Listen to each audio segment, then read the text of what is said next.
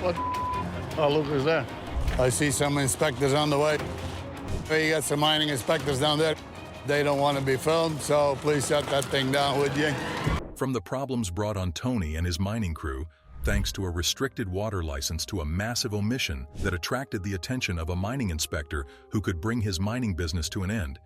Here's how Tony Beets just got shut down by a mining inspector on Gold Rush. The world of gold mining sure is a fascinating one. Many of us know about the discipline of gold mining, if you would allow us to refer to it as such, and how grueling it could be for those who decide to take on this back-breaking task. That said, we have also seen how rewarding it is for those who are able to get this precious metal out of the mines found all over the world. As such, it should come as no surprise that several people risk it all to get their hands on this gold. From those who risked it all to join several gold rushes over the centuries with their sifting pans, such as the one that occurred in California many decades ago, to the handful of crews that we observed digging through the dirt on the Gold Rush TV show today. We know how hard these guys work and how profitable it is to get their hands on this gold. That is how the world got to know the likes of Parker Schnabel, the young man who has been recognized as a prodigy of the gold mining game.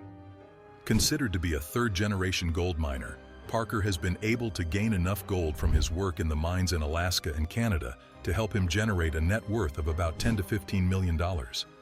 Thank $150,000. So our season total is 2,222.4 ounces. Despite this, one would find that Parker isn't done building his gold mining dynasty.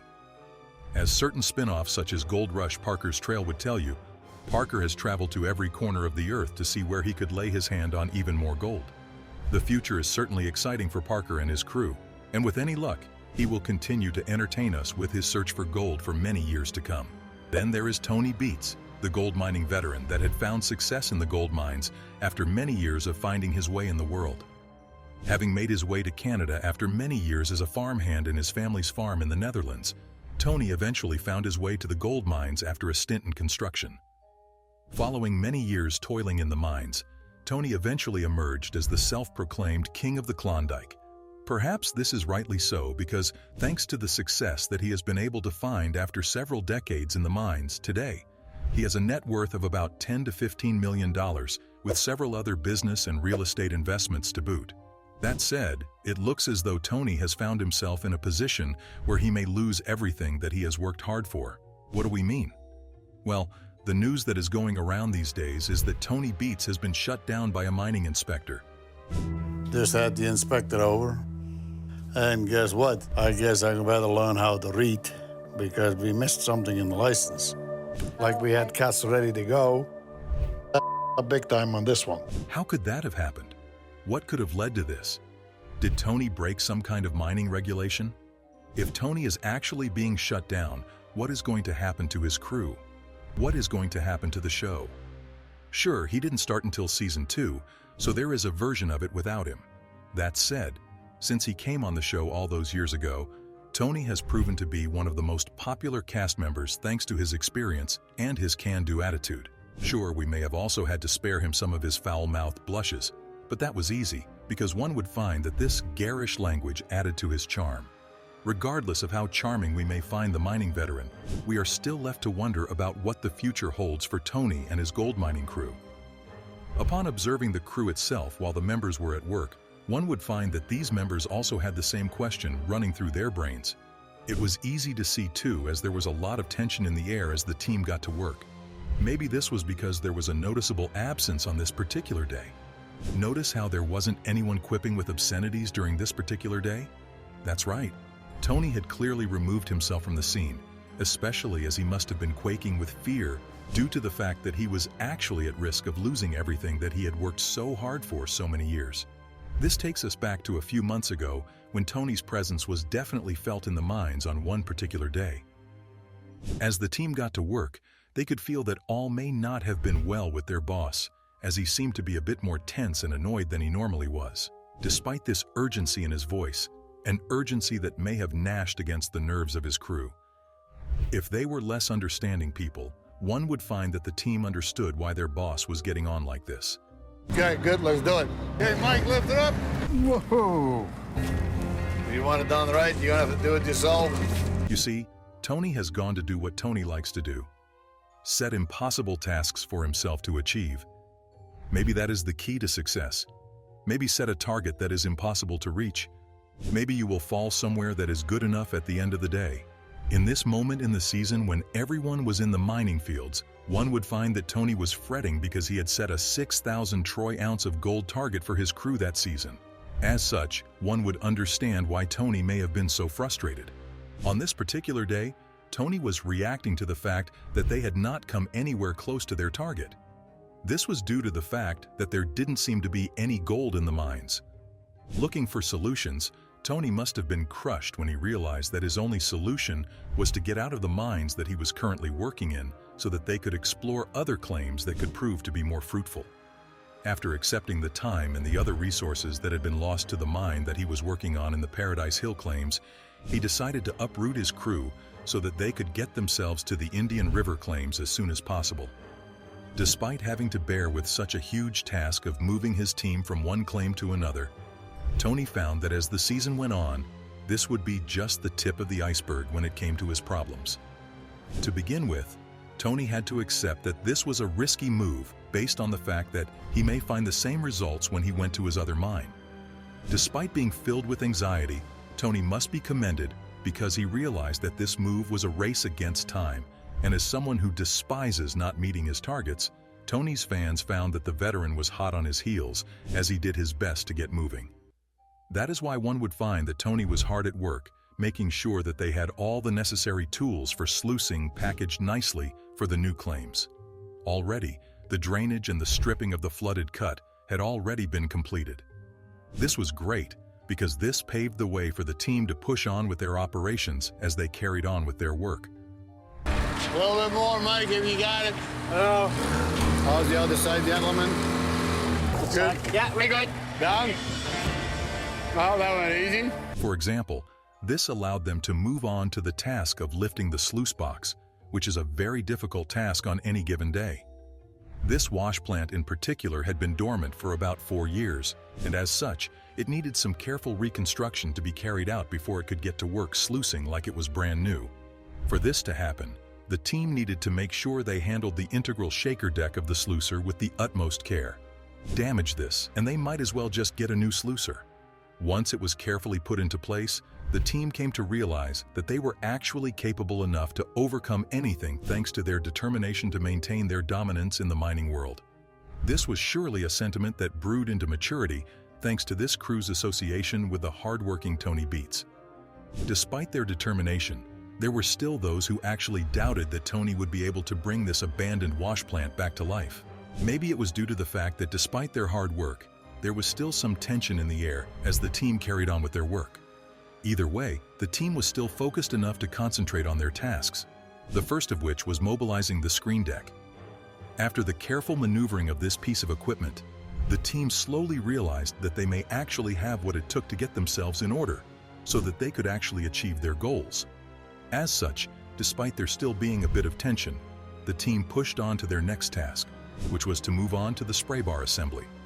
This may not be such an easy task, especially as it required a lot of close attention being paid to their work. As one who had always seen the importance of safety in the workplace, Tony wants all his employees to become familiar with the fact that one's health is always under threat in the mining world. So it will be best to let his employees know how dangerous it could be to work there. You gotta be kidding me. You're not listening. Young fella, it's not funny. You cannot walk underneath loads. So this is the rule. You go home for the day. Despite the risks involved, the team was able to get their mining bar fixed, and as such, they were able to move on to other tasks that were ahead of them. One of the 3 things that the team had to do was put some of their mining equipment in place. With the task of the spray bar assembly being completed, the team went to work making a clear path for the rest of their work. Thankfully, they had a bulldozer that was waiting for them to make use of it. With it, the team was certain that they would have a fully operational wash plant when they got to their destination. It was actually at this point that the men started to feel like they actually stood a chance in reaching their destination. This sentiment was palpable as the mood changed from one that was filled with tension to one that was now filled with vigor as they got to work. Soon, everything moved seamlessly, and once they arrived and completed their work, Tony and their crew found that this may have actually paid off because they soon approached their first gold haul of the season. Truly incredible. As they worked excitedly, one could tell that they all appreciated the value of this gold. To them, it wasn't just a commodity. To them, this was the money that they would use to fend for their families. To them, this was the money that would help them bring their dreams to life, and in the grand scheme of things, what else could you ask for? As this was going on, all dreams of glory and happiness came crashing down like a ton of rocks when Tony and the crew heard that a mining inspector was on the way. Understandably, the unexpected arrival of a mining inspector was enough to make any gold miner's blood curdle, especially when one is a mining boss. What did he do now? The mining inspector's job was to penalize anyone who went beyond the terms of their mining licenses, and their presence here tells us that Tony and his crew may have done something wrong. Well, this feeling would turn out to be right.